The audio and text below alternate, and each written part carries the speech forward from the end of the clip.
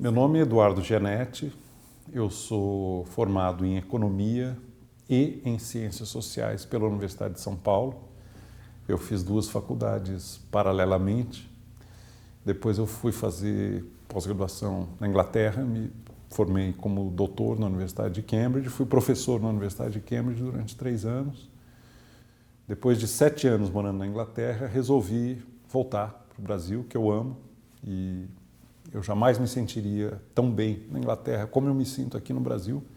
Voltei porque eu realmente gosto de estar aqui, me identifico muito com o modo de ser das pessoas, com o calor humano. E eu me tornei, além de professor, um escritor. É importante conhecer a nossa história, as nossas raízes, para a gente encontrar o nosso modo de ser e para termos a tranquilidade de ser como nós somos. O Brasil não pode ser uma cópia mal feita de um modelo de civilização e de país que não é o seu próprio, que não é a sua própria concepção da melhor vida. Todos os intérpretes do Brasil, com uma outra exceção, buscaram a nossa identidade olhando para trás. Nossas raízes, nossa formação, o que é que nos fez como somos. A ideia do Trópicos Utópicos é retomar essa busca da identidade, mas não de uma forma retrospectiva, olhando para o passado, e sim de uma forma prospectiva, olhando para o futuro. Qual é o sonho que nos une? Aqui vem o Brasil como cultura. Existe uma utopia que mobiliza a nossa fantasia, nossas energias, a nossa vontade de ser o melhor que nós somos e podemos ser. Então, é virar a perspectiva da identidade de modo a que ela não seja uma busca no passado, e sim uma busca no futuro. Qual é o sonho que une os brasileiros? Cada cultura incorpora um sonho de felicidade. Qual é o sonho de felicidade que nos une? O Freud tem um livro conhecido chamado Mal-Estar na Civilização. O processo civilizatório é acompanhado de um crescente mal-estar do ser humano consigo, porque ele não suporta de bom grado as exigências, a disciplina, a repressão, o cerceamento do processo civilizatório. A utopia brasileira é a civilização sem o mal-estar. Vale a pena. Você consegue um mínimo de vida civilizada, um padrão razoável, igualdade de oportunidades, educação, saneamento, saúde, mas mantém o doce sentimento da existência, para usar a expressão do Rousseau. Aquela coisa mágica de uma alegria, espontaneidade, de uma exuberância, de uma afetividade, de um calor que está presente. A esse sonho corresponde um pesadelo. Nos meus piores momentos, eu tenho essa visão de que, se der tudo errado, nós vamos ter um mal-estar sem a civilização. Nós vamos perder o que nos encanta ainda conosco, e essa certa disposição amável e amigável e afetiva e feliz, que, aliás, até o Darwin e o Humboldt, que são cientistas incomparáveis, viram no Brasil, quando aqui estiveram, e atribuíram a África no Brasil. É uma das passagens do livro Darwin nos Trópicos. Mas pode ser que dê tudo errado. A gente perde isso e não conquista nem um mínimo de civilização. Agora, é por isso que meu livro chama Trópicos Utópicos. Quais são os valores que nós desejamos preservar e cultivar na cultura e na vida brasileira? Eu faço no livro uma classificação do que eu vejo como, eu vou usar uma palavra um pouco forte, o grande embate cultural brasileiro. Eu identifico muito claramente 2 campos de força ético no embate cultural brasileiro. Eu chamei um desses campos de força os miméticos e o outro campo de força os proféticos. A pergunta é: se tudo der certo no Brasil, o que somos nós? A postura e a orientação dos miméticos é o seguinte: o Brasil não tem que inventar nada. O que nós temos que fazer é copiar direitinho esse modelo que o mundo ocidental nos oferece. Nós não devemos ter a pretensão de uma civilização brasileira, de uma originalidade. O que nós temos que fazer é simplesmente ser como eles são. E todo o nosso esforço de desenvolvimento, de modernização, é ser um país desenvolvido como qualquer outro. Se tudo der certo no Brasil, nós viramos mais ou menos alguma coisa como um estado do sul dos Estados Unidos ou um estado do sul da Europa. Não precisamos inventar uma nova civilização, um modo de ser diferente. Quem são autores importantes dessa corrente mimética, da imitação, da cópia? Rui Barbosa.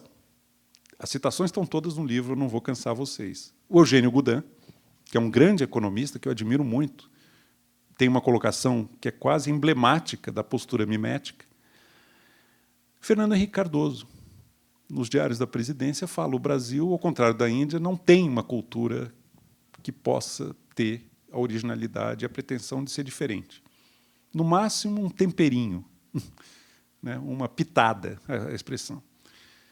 É a corrente mimética. Se tudo der certo, nós vamos ser como eles são.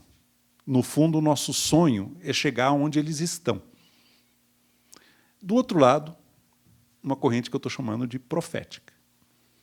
O sonho brasileiro não é virar um país desenvolvido, bem comportado do clã ocidental. Nós não somos simplesmente uma cópia canhestra, uma imitação desastrada de um tipo de sociedade que nós nunca conseguimos ser de fato. O Brasil tem condições de ter alguma e forte pretensão de originalidade. Se tudo der certo aqui, nós não vamos virar um estado do sul dos Estados Unidos, nós vamos ser alguma coisa diferente e original diante desse modelo ocidental que está em crise, por várias razões que nós podemos aqui explorar depois, né? Inclusive, uma grande novidade, que é o limite objetivo imposto pela natureza. É um padrão de consumo e de crescimento e de acumulação que é insustentável, não dá. Os grandes representantes desse modelo, dessa postura, dessa corrente, que eu estou chamando profética, né, são autores como Gilberto Freire, Oswald de Andrade e Darcy Ribeiro, sem dúvida nenhuma. Brasil é Roma tropical. É uma coisa tropical forte. Os nossos valores não são simplesmente os valores do Ocidente moderno. Existe alguma diferença aqui que está muito ligada ao modo como culturas não ocidentais se integraram à nossa colonização de molde ocidental português. Mas não é à toa que o Brasil não se tornou um país como os Estados Unidos. Não são os nossos valores. Nós não temos como aspiração e não estamos dispostos a sacrificar outras coisas para alcançar o padrão de produtividade, competitividade, eficiência, gana de acumulação que uma sociedade como a americana certamente tem e faz como ninguém, né? Nós não podemos nos submeter a uma métrica de sucesso que não é a nossa. E temos que ter a tranquilidade de ser como somos. A tranquilidade de ser o que se é a maturidade de uma cultura. Essa é a visão profética. Eu acho que nenhuma das duas pode ser integralmente aceita. A mimética, porque ela empobrece o Brasil. Ela estreita os nossos horizontes e ela torna o Brasil, no fundo, uma coisa muito triste, que é um país que nunca consegue chegar lá. E vai continuar tentando, e nunca vai conseguir, porque eles estarão sempre na nossa frente, porque nessa métrica que eles definem, eles inevitavelmente serão melhores do que nós. Quase inevitavelmente serão. O que me incomoda nos profetas é quando eles descambam para o messianismo. Não, nós somos tão bons que o mundo inteiro vai ter que se render ao nosso modo de ser, à nossa alegria, à nossa originalidade. O George Maltz, num caso extremo, um tropicalista, que é dessa linha profética, como outros tropicalistas e modernistas, chega a dizer: ou o mundo se brasilifica ou vira nazista. Não, por aí não. Eu acho que essa visão profética ela não significa que o Brasil é único e faz questão da primazia e o mundo inteiro vai vir aprender conosco. Nós não temos essa como é que eu vou dizer? Essa postura de criadores de impérios, de de achar que o mundo inteiro vai ficar babando, de ver como somos, etc. Mas o Brasil tem um centro de gravidade que lhe é próprio. E eu acabo, se eu tivesse que escolher, eu pendo muito mais para a visão profética do que para a visão mimética, embora eu seja um economista. Hein? Porque eu acho que 90% dos meus colegas, ou mais, economistas, são miméticos vendidos. Eles acham que nós queremos ser como eles, e, se tudo der certo, nós vamos ser como eles são. Eu acho que isso não é, goste ou não, aceite-se ou não, não é o sonho brasileiro. O sonho brasileiro é, sim, de uma cultura original. E eu não acho que é uma prerrogativa exclusiva nossa. Eu vejo outras culturas e sociedades dotadas de centros de gravidade próprios, como, por exemplo, a Índia, como, por exemplo, o México, como, por exemplo, a Rússia, para dar 3 exemplos. São culturas que, por algumas condicionantes históricos da sua formação, criaram possibilidades de alternativa a esse padrão muito hegemônico que se tornou, no século XIX, a Inglaterra e, no século XX, os Estados Unidos. Agora, nada como essa postura americana de que estão todos querendo ser como somos, mas não conseguem chegar lá. O americano vive dessa maneira. Ele trata as culturas não ocidentais como se fossem todas cópias mal feitas, aspirando a chegar onde eles já estão, mas sem competência para tanto. Eu discordo e detesto isso. Então, eu acho que o embate é esse, no fundo. E o grande desafio é como desdobrar isso em ações. E não é alguma coisa que um poder iluminado fará. É alguma coisa que tem que construir de baixo para cima na sociedade. E passa por uma valorização dos componentes não ocidentais, afro-indígenas, que se integraram à cultura brasileira. Eu chego a dizer um pouco retoricamente no livro, mas eu acho que uma retórica que tem uma essência, um núcleo verdadeiro, que a África salva o Brasil. No sentido de que o melhor que nós temos a oferecer é como nós soubemos integrar uma vitalidade emotiva, uma disposição afável, uma disposição amigável diante da vida, uma capacidade de desfrutar os momentos e tudo mais, que tem origem nessas culturas pré-modernas não ocidentais que aqui permaneceram muito mais vivas do que em países que foram de colonização anglo-saxônica com forte componente puritano. E, olhando em perspectiva, é o que nos salva, é o que nos dá a condição de uma promessa de originalidade e de alguma coisa bela, original, diferente em relação a esse mundo ocidental, que é muito mais, você tem absoluta razão, é muito mais cioso de uma certa uniformidade. Eu não diria que a escravidão no Brasil foi menos cruel, ela foi tremendamente cruel, tanto quanto a escravidão norte-americana, mas com características diferentes. Eu aponto algumas no livro. Uma que é muito curiosa é a seguinte: os ingleses colonizadores na América do Norte, a certa altura, proibiram os escravos de usar instrumentos percussivos, os tambores. Por quê? Porque eles perceberam que, por meio dos tambores, os escravos se comunicavam à distância e podiam se rebelar e sair daquela condição por meio de uma revolta em grande escala. Só que, ao proibirem o uso dos tambores nos Estados Unidos, colonial, sem se dar conta, eles quebraram a espinha dorsal da cultura africana. Porque sem os tambores não tem o contato com os antepassados, não tem a religião, e a cultura fica sem a espinha dorsal.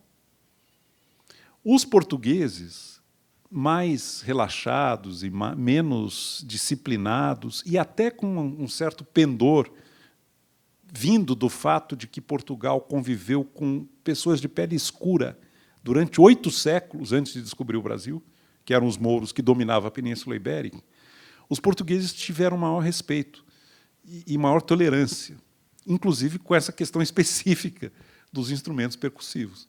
Vejam a diferença que deu na música. A música negra americana é espiritualizada. É o gospel, é o soul, é o blues. É uma música negra desafricanizada. No Brasil, primeiro, não tem a categoria música negra. A religião africana continuou viva, os deuses africanos continuaram vivos e a música que os africanos trouxeram com a sua percussão entrou na veia principal da cultura brasileira. Tanto que não existe música negra, é música brasileira, com um elemento muito forte de cultura africana, e em que o elemento percussivo, dionisíaco, exuberante, que veio da África, está vivo como em nenhum outro lugar do mundo. É outra maneira de lidar com o amálgama das culturas, né? Isso que aconteceu na música acontece na culinária, acontece na dança, acontece no esporte, acontece nas artes plásticas. A influência e a presença da cultura africana na vida brasileira é muito mais integrada e profunda do que foi o caso na América do Norte. Talvez uma das melhores evidências disso seja a língua. O português falado no Brasil absorveu uma quantidade inacreditável de termos de origem africana. Nós não temos grandes rupturas com o passado, em grande medida porque o nosso modo de ser é um modo mais calcado em afetividade, em conciliação, o que, por um lado, é péssimo, porque os problemas não são enfrentados, mas, por outro lado, também nós não vivemos um trauma como foi a Revolução Russa, ou como foi o terror na Revolução Francesa, ou como foram as ditaduras dos nossos vizinhos aqui na América do Sul. A nossa ditadura, por mais terrível que tenha sido, não chega nem perto do grau de crueldade sanguinária de uma ditadura chilena, por exemplo.